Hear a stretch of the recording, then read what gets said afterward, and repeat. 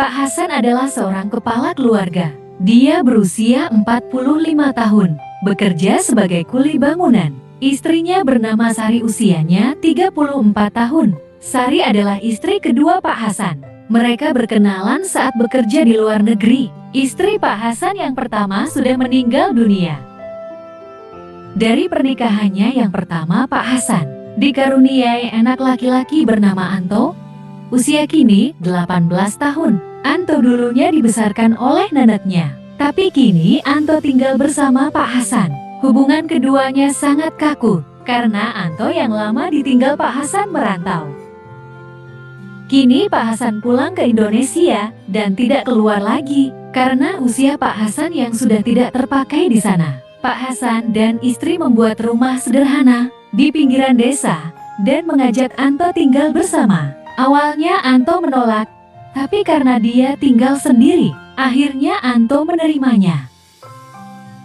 6 bulan lalu nenek Anto meninggal, jadi Anto seorang diri di sana. Tapi kini Anto telah memilih hidup bersama ayah dan ibu tirinya. Dibesarkan oleh nenek, membuat sifat Anto keras. Dia mencari uang hanya untuk beli miras dan senang-senang. Pak Hasan pun hanya bisa mengelus dada melihat anaknya.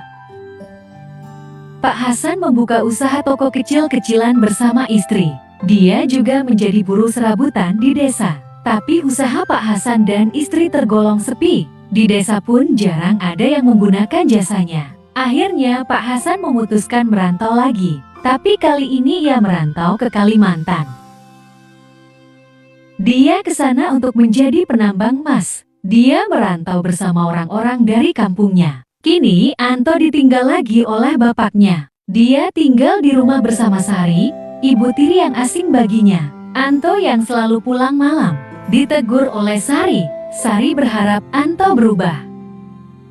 Anto yang saat itu dalam posisi setengah sadar, tidak menggubris ucapan ibu tirinya itu. Anto masih seperti biasa pulang larut malam. Saat itu Anto pulang dengan kondisi habis minum. Ia pulang dengan setengah sadar. Dia melihat Sari ketiduran di depan TV dengan menggunakan daster tipis.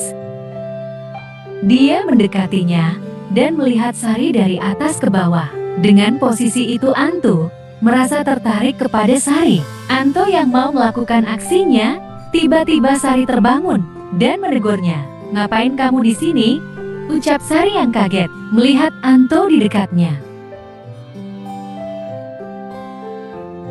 Anto dengan ngeles, "Mau nyuruh kamu pindah.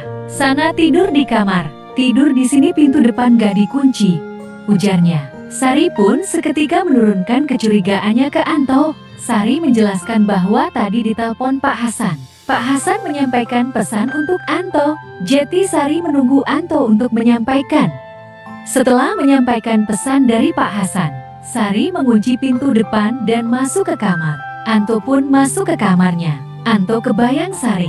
Dia teringat melihat Sari yang demplon dan bersih itu. Tapi ia berpikir kalau dia memaksa meminta pasti akan jadi masalah besar. Berhari-hari Anto berusaha menghilangkan Sari dari pikirannya. Tapi justru Anto makin kebayang dengan tubuh Sari. Anto pun menyusun siasatnya supaya Sari mau bermain dengannya. Sementara ini Anto menjadi anak baik di depan Sari. Anto yang biasa pulang malam, kini sudah tidak lagi. Bahkan yang dulunya gak pernah menyebut ibu kepada Sari, kini Anto memanggilnya dengan nama ibu. Tak jarang Anto juga membantu Sari di warung. Hubungan Sari dan Anto kini sangat dekat. Bahkan mereka sering berbicara dan mengobrol bareng. Sari merasa Anto sudah berubah, sedangkan Anto merasa siasatnya mulai berjalan lancar. Di balik kedekatan itu, Anto mencari celah info soal Sari. Apa yang ditakuti Sari dan apa yang disukai Sari. Anto punya siasat yang rapi. Sari adalah seorang penakut. Dia takut dengan hal-hal gaib. Di situ Anto membuat jebakan ke Sari. Anto menyuruh temannya untuk menakuti Sari di rumah. Karena ketakutan Sari melarang Anto untuk main keluar. Anto pun menurutinya. Bahkan Anto rela tidur di depan kamar Sari, biar Sari nggak takut. Setelah beberapa kali Sari melihat itu, Sari mulai ada rasa suka melihat perlakuan Anto kepadanya. Yang dulunya Anto tidak diizinkan masuk kamar Sari, kini Sari meminta Anto untuk tidur di dalam saja, jangan di depan pintu. Anto yang pun bersikap menolaknya, tapi Sari terus memintanya. Anto pun memainkan siasat berikutnya. Anto dan Sari tidur satu tempat, hanya terpisah guling. Anto berpura-pura tidur dan memeluk Sari dari belakang. Sari pun hanya diam, seolah-olah mengiyakannya. Anto yang tahu hal itu, Anto mulai melancarkan aksinya. Dia membuang guling pemisah dan mulai mendekapnya erat. Sari pun menggenggam tangan Anto. Anto pun mulai menciumnya dari belakang.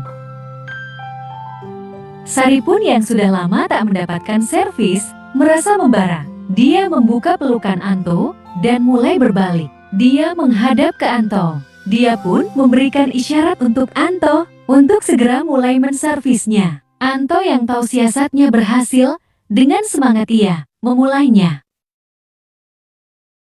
Anto memulai dengan memetik mangga dan menikmatinya. Berkali-kali Anto mencangkul ladangnya. Berkali-kali Sari mulai kebanjiran. Sari yang sudah lama tak mendapatkannya, sekali mendapatkannya, langsung semangat, apalagi biasanya tenaganya kurang. Sekarang dapat yang tenaganya masih full. Sari ingin sekali teriak, tapi takut tetangga mendengarnya. Dia hanya menahan teriakannya dengan menggigit-gigit jarinya. Sari sangat kewalahan mengimbanginya. Setelah lama Anto mencangkul, dia berucap, "Sayang, ini mau dialiri ke dalam apa dibuang?" Sari pun memintanya untuk mengairi saja. Setelah selesai, dengan nafas masih ngos-ngosan, keduanya tertidur. Sampai paginya Anto yang terbangun untuk berangkat kerja. Anto meminta lagi. Sari pun hanya mencubitnya gemes, menandakan ia mengizinkan lagi. Akhirnya terjadi kembali. Setelah selesai, Anto bergegas mandi untuk kerja. Sepanjang hari mereka sangat sumringah, seperti orang yang bahagia. Tapi ada sedikit ganjalan di Anto. Dia ada rasa takut. Dia takut kalau nanti jadi gimana, karena dialiri ke dalam. Saat mereka bertemu di rumah lagi, Anto menyampaikan yang dia takutkan.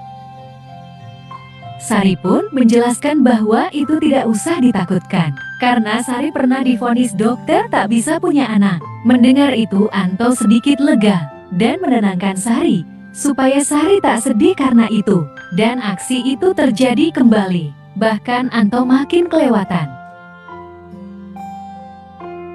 Tak hanya 1 atau 2 kali sehari, Anto meminta sampai 7 kali sehari. Sari pun menurutinya, bahkan saat Pak Hasan pulang pun, Anto masih sering minta. Inilah cerita antara Pak Hasan, Bu Sari dan anaknya.